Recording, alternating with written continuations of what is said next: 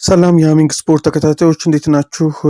የሃሚንግ ስፖርት አጫጭር ስፖርታዊ መረጃዎችን ይዘን ቀርበናል።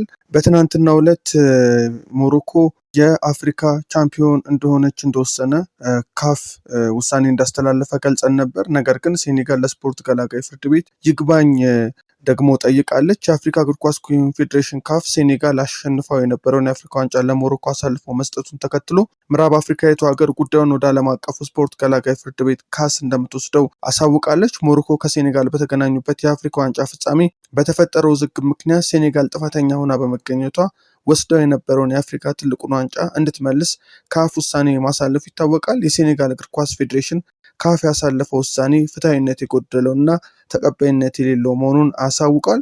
የአውሮፓ ቻምፒየንስ ሊግ ጨዋታዎችን ስንመለከት ቀሪ ጨዋታዎች ተከናውነዋል። ለሩብ ፍጻሜ ለመግባት በተደረጉ ጨዋታዎች ቀድሞ የተደረገው ባርሴሎናና ኒውካስልን በካምፕ ኑ ያገናኘው ጨዋታ ነበር። በአውሮፓ ቻምፒየንስ ሊግ ጥሎ ማለፍ የመልስ ጨዋታ ባርሴሎና ኒውካስል ዩናይትድስ 7-2 አሸንፏል። በካምፕ ኑ በተደረገው ጨዋታ ራፊና እና ሮበርት ሌቫንዶቭስኪ እያንዳንዳቸው 2 ግቦችን አስቆጥረዋል። ላሚን ያማል በፍጹም ቅጣት ምት፣ በርናል እና ፌርሚን ሎፔዝ ቀሪዎቹን ግቦች አስገኝተዋል። አንቶኒ ኢላንጋ የኒውካስል ዩናይትድን 2 ግቦች ከመረብ አሳርፏል። ሁለቱ ቡድኖች በመጀመሪያው ጨዋታ አንድ አቻ መለያየታቸው የሚታወስ ሲሆን የካታሎኑ ክለብ በድምር ውጤት 8-3 በማሸነፍ ሩብ ፍጻሜውን ተቀላቅሏል። ኒውካስል ከማንቸስተር ሲቲ እና ቼልሲ በመቀጠል ከውድድሩ የተሰናበተ 3ኛው የእንግሊዝ ክለብ ሆኗል።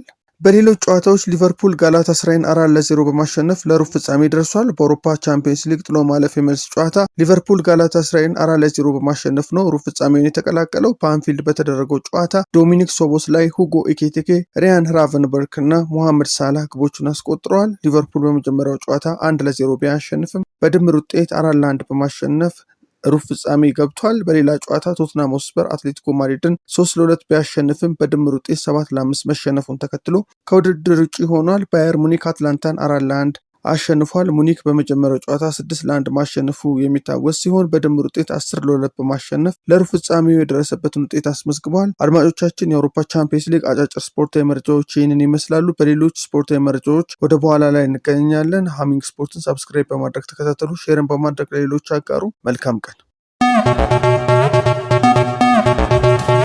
ሃሚንግ ስፖርት በሀገራዊና ዓለም አቀፍ ስፖርታዊ ጉዳዮች ላይ የሚያተኩር ዝግጅት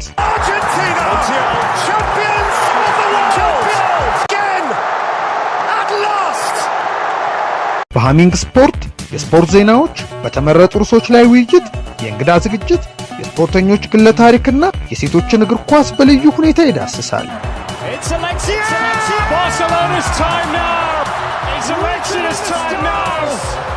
ሃሚንግ ስፖርት ስፖርትን ቀዳሚ ዘይቤ በማድረግ ስኬትን በተግባር እናረጋግጥ።